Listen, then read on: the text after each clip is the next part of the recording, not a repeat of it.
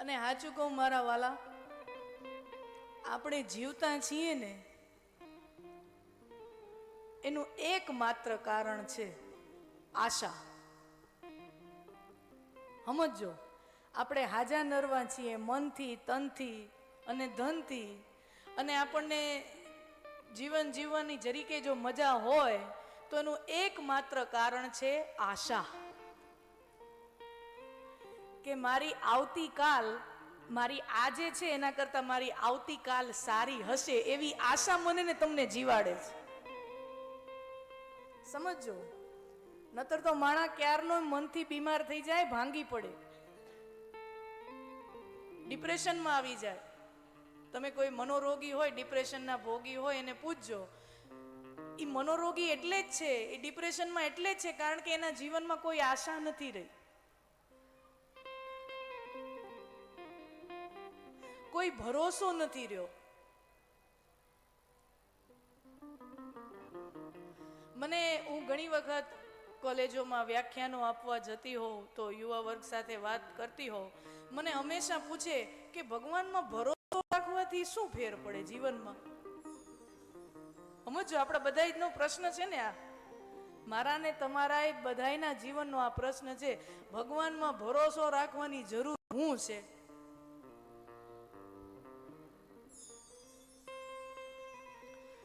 ભગવાનમાં ભરોસો રાખવાનું એક જ ફળ છે, એક જ ફાયદો છે.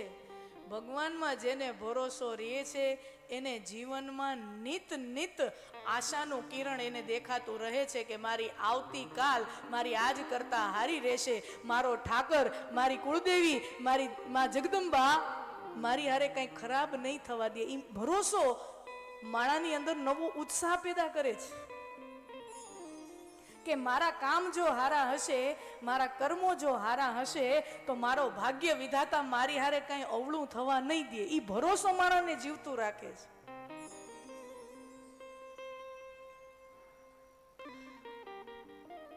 અમેરિકાની એક યુનિવર્સિટીમાં અખતરો કરવામાં આવ્યો, પ્રયોગ, એક્સપેરિમેન્ટ કરવામાં આવ્યો. હવે સાદી સરળ હાવ વડીલોને સમજાઈ જાય એ રીતે જો મારે કેવું હોય તો આ, અને ખાસ કરીને યુવાનો તો એના વિડીયો પણ છે, યુટ્યુબમાં જોઈ લેજો. હાર્વર્ડ યુનિવર્સિટીમાં એક ઉંદેડા ઉપર અખતરો કરવામાં આવ્યો, અને અખતરા બધા ઉંદેડા ઉપર જ થાય. મેડિકલના અખતરા બધા ઉંદેડા ઉપર થાય, અને રસોડામાં માવલડિયું જે અખતરા ત્યાંના ઉપર થાય. આજે મેં આ બનાવ્યું, અખતરો તમારી માથે થાય. તો યુનિવર્સિટીમાં એક કાચનું પાત્ર છે, કાચનો સમજી લ્યો ને ડબ્બા જેવું છે, આરપાર જેમાંથી જોઈ શકાય. એમાં એક ઉંદરને પૂરવામાં આવ્યો, એમાં ઉંદરને પૂરવામાં આવ્યો. અને પછી જે વૈજ્ઞાનિક છે એ કાચના એ બોક્સમાં ઉપરથી પાણી રેડતો જાય, રેડતો જાય, રેડતો જાય. તો શરૂઆતમાં તો શું છે, ઉંદર હોય તો ત્યાં સુધી એના પગના ભાગ સુધી પાણી આવ્યું, પછી અહીંયા આમ આમ આમ પાણી વધારે ભરતું થયું, તો પછી ઉંદેડો તરફડવા માંડ્યો પાણીમાં, હાથ પગ હલાવે, તરફડવા, ગમે એમ એને જીવ બચાવવો છે. પછી ગળા સુધી, નાક સુધી પાણી આવી જાય એટલું પાણી એ વૈજ્ઞાનિકે એ બોક્સમાં ભર્યું. ઉંદેડો તરફડવા મારવા માંડ્યો, તરફડિયા મારે, તરફડિયા મારે, અને 15 મિનિટ સુધી તરફડિયા માર્યા. પછી ઓલો જુએ છે કે બસ હવે આનો જીવ જવામાં જ છે, ઉંદરનો જીવ જવામાં જ છે. ત્યાં વૈજ્ઞાનિકે એ ડબ્બામાંથી ઉંદરને બહાર કાઢી નાખ્યો, મરવા ન દીધો, અખતરો હતો. એને ખબર પડી કે હવે તરફડિયા મારે છે ને હવે આ મરવાનો થયો છે, એની થોડી ક્ષણ પહેલા જ એને ડબ્બામાંથી કાઢી લીધો. વળી બીજા દિવસે અખતરો કર્યો, એ જ ઉંદર ઉપર. હવે આખો દિવસનો એ ઉંદરને આરામ મળી ગયો એટલે તાજો માજો થઈ ગયો. બીજા જ દિવસે વળી પાછો એ જ ઉંદર ઉપર એ જ અખતરો થયો. વળી ડબ્બામાં પૂર્યો, કાચના ડબ્બામાં. વળી પાણી ઉપરથી રેડતો જાય, રેડતો જાય, ધીમે ધીમે ધીમે ધીમે ધીમે તરફડિયા મારે, તરફડિયા મારે. અને બીજા દિવસે 15 મિનિટ નહીં, એને અડધી કલાક તરફડિયા માર્યા. અડધી કલાક એને તરફડિયા માર્યા. શું કામ? કારણ કે ઉંદેડાની અંદર ચેતનામાં એ વિચાર પ્રગટ્યો કે ગઈકાલે હું તરફડિયા મારતો હતો ને પછી કોઈ ગેબી શક્તિ ઉપરથી આવી અને મારો તારણ કરી લીધો, મને બચાવી લીધો, એમ મને આજે બચાવી લેશે. એ ભરોસો એને જન્મ્યો. એ ભરોસો એને જન્મ્યો કે ગઈકાલે મને કોકે બચાવી લીધો તો એ મને આજે બચાવી લેશે, મારે ખાલી પ્રયત્નો કરવાના છે. તો બીજા દીએ ઉંદેડો અડધી કલાક સુધી તરફડિયા કરતો રહ્યો અને ખબર પડી પછી હવે બસ એનો જીવ જવામાં છે, ત્યાં વળી વૈજ્ઞાનિકે ઉંદેડો કાઢી લીધો. આમ 3, 4, 5, 6 દિવસ સુધી સળંગ અખતરા કર્યા, પ્રયોગ કર્યા વૈજ્ઞાનિકે ઈ એક જ ઉંદર ઉપર. 6થે દિવસે મારા વાલા સ્વજનો, તમને શું લાગે છે ઉંદેડો કેટલા મિનિટ સુધી તડફડિયા મારીને જીવતો રહ્યો હોય છે? 60 કલાક. અને આ વિડીયો ઉપલબ્ધ છે. 60 કલાક તરફડિયા મારતો રહ્યો. એને એમ થયું કે મને કોક બચાવી લેશે, બચાવી લેશે, બચાવી લેશે, બચાવી લેશે. એક ઉંદેડું જે છે જીવ, જે આપણા કરતા ક્યાંય ઉતરતી કક્ષાનું જીવ કહેવાય, બુદ્ધિના પ્રમાણમાં, વિચારના પ્રમાણમાં, લાગણી ભાવનાના પ્રમાણમાં, પણ એ ઉંદેડાને એક ભરોસો જન્મી જાય, એક આશા જન્મી જાય કે હું પ્રયત્નો કરતો રહીશ તો મને કોક ને કોક બચાવી લેશે. તો હું ને તમે તો કાળા માથાના માનવી છીએ. આપણી અંદર જો ભરોસો, આપણી અંદર આસ્થા આવી જાય, આપણી અંદર આશા આવી જાય કે હું પ્રયત્ન કરીશ તો મારી આ જામલ માવલડી મારી હારે કોઈ દી કાંઈ ખોટું થવા નહીં દે. મારો રામ, મારો ઠાકર, મારો દ્વારકાધીશ મારી હારે કાંઈ ખરાબ થવા નહીં દે. એ ભરોસો મારા ને તમારા જીવનમાં આવી જાય તો મને તમને કેટલું બળ મળે. એક ઉંદેડાને જો એક આશાનું કિરણ આવી જાય તો એ જીવતો રહી જાય કલાકોનો કલાક. તો આપણે તો માનવી છીએ. આસ્થા એ કામ કરતી હૈ. ભગવાનની અંદર ભરોસો આ બળ આપે કે જીવનમાં આજે તકલીફ છે, આજે ચિંતા છે, આજે દુઃખ છે, પણ મારા કર્મો હારા રહેશે ને તો મારો ઠાકર મને કોક દી હારો સૂરજ મારો તપશે. મારો સૂરજ તપશે. અપના ટાઈમ આएगा.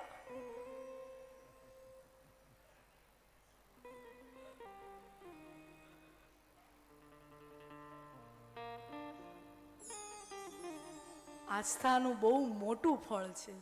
આસ્થાની બહુ મોટી તાકાત છે.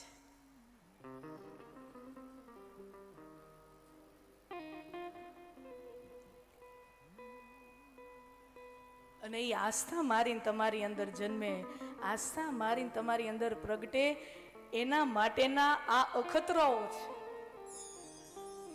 જેમ વૈજ્ઞાનિક પ્રયોગશાળામાં પ્રયોગ કરે, આ કથા એક પ્રયોગશાળા છે કે મારીને તમારી અંદર આસ્થા જન્મે, આશા જન્મે.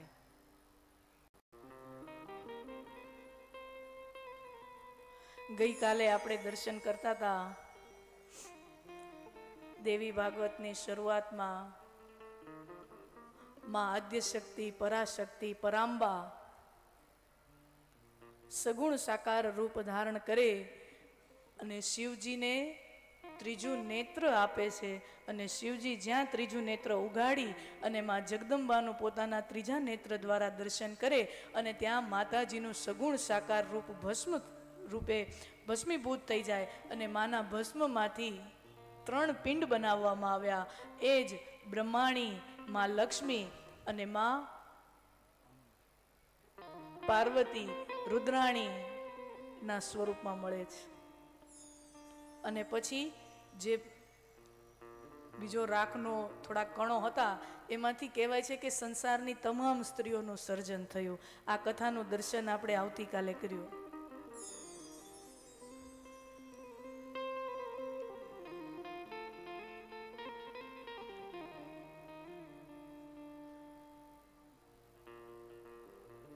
આપણા સનાતન ધર્મોમાં અનેકો દેવી દેવતાઓ છે.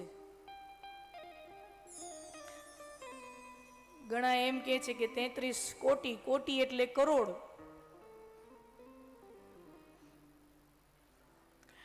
અને ઘણા સંસ્કૃતના વિદ્વાનો એમ કહે છે કે કોટી એટલે પ્રકાર, એટલે 33 પ્રકારના, કરોડના નહીં. એટલે પણ એ ખેર એ વિદ્વાનોનો મત મતાંતર હોય, આપણે એમાં પડવું નથી.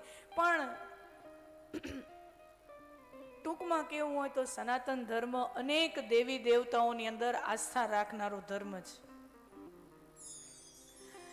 એમાં ભગવાન કૃષ્ણને ભજો, ભગવાન રામને ભજો, મહાદેવને ભજો, માતાજીને ભજો. મુખ્ય આપણે આટલા તત્વોની આરાધના કરતા હોઈએ છીએ. અને દરેક દેવની આરાધનાનું ફળ જુદું જુદું છે. દરેક દેવની આરાધનાનું ફળ જુદું જુદું છે.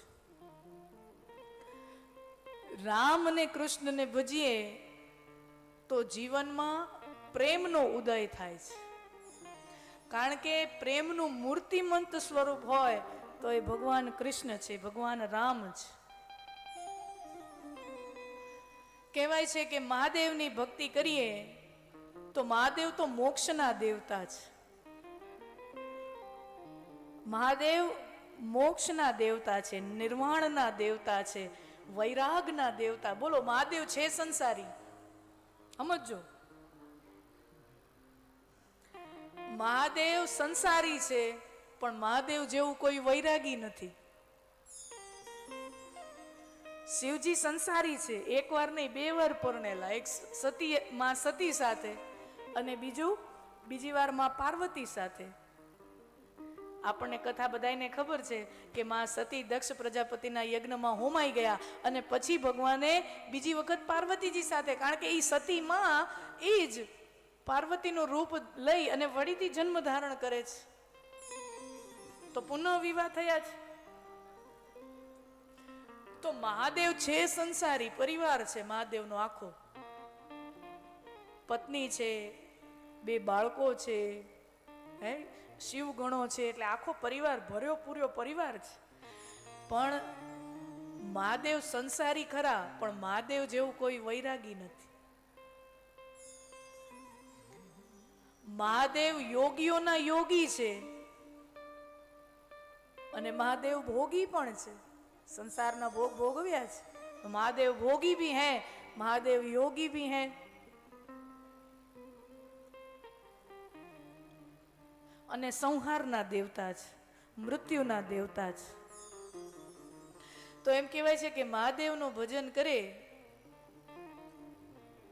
એનું મૃત્યુ સુધરે, એના જીવનમાં વૈરાગ્યનો ઉદય થાય, એના જીવનમાં મોક્ષ પ્રાપ્તિના દ્વાર ખુલે. આ મહાદેવના ભજનનો મહિમા છે.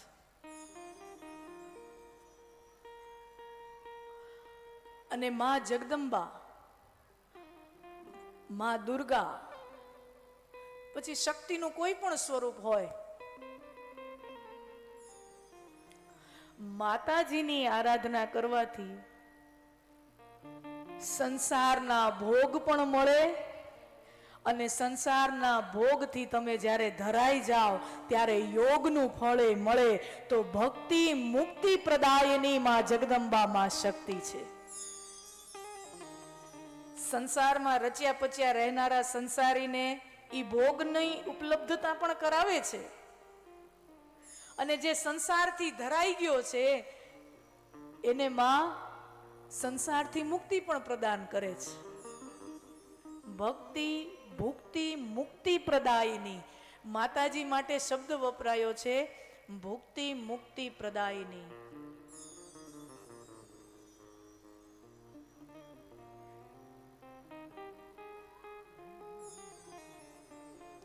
આપણે ત્યાં ભોગ ભોગવવાને લઈને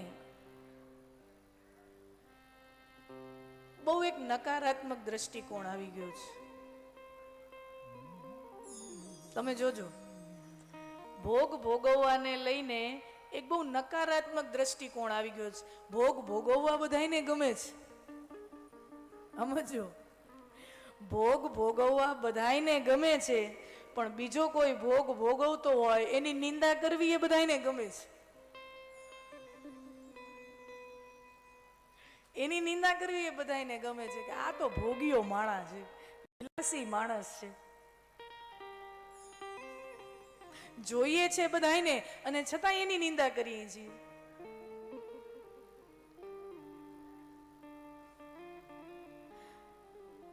એક આલ્બર્ટ સ્વાઇટ્ઝર કરીને એક મહાન વિચારક થઈ ગયા પશ્ચિમમાં.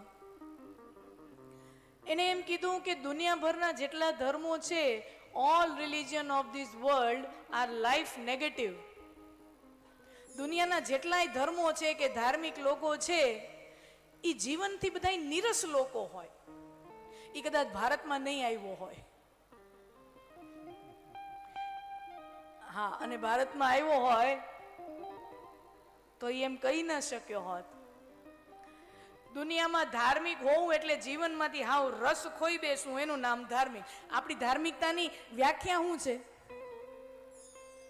કે તમે બધા પચરંગી કપડાં પહેરો તો સંસારી, અને કોઈ માણસ એક જ કલરનું લુગડું પહેરે એ ધાર્મિક.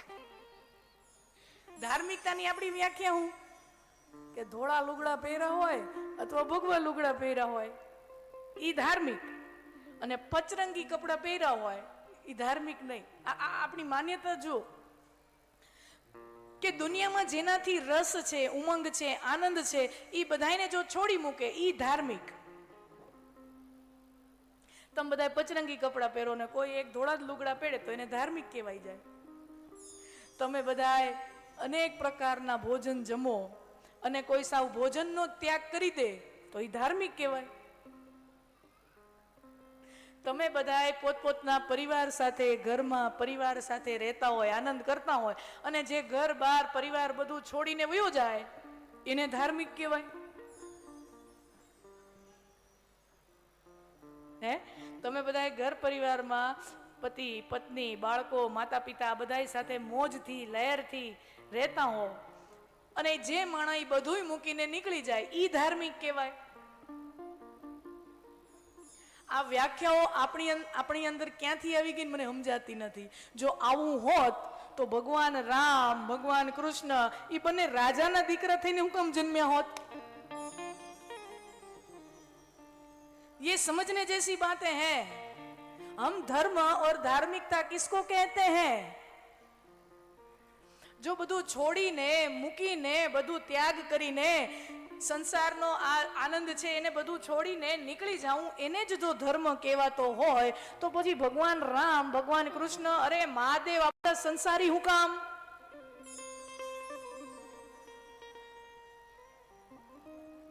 એ બધા સંસારી હું કામ?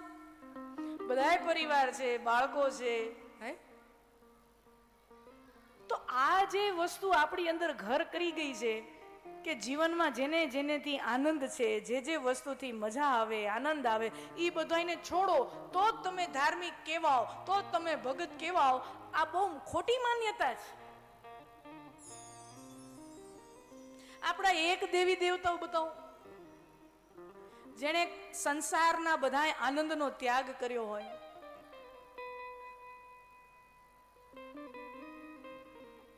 તો આપણું ધર્મ શું કહે છે? આપણા શાસ્ત્રો શું કહે છે? આપણા દરેક ઋષિ મુનિઓ પરણેલા, બોલો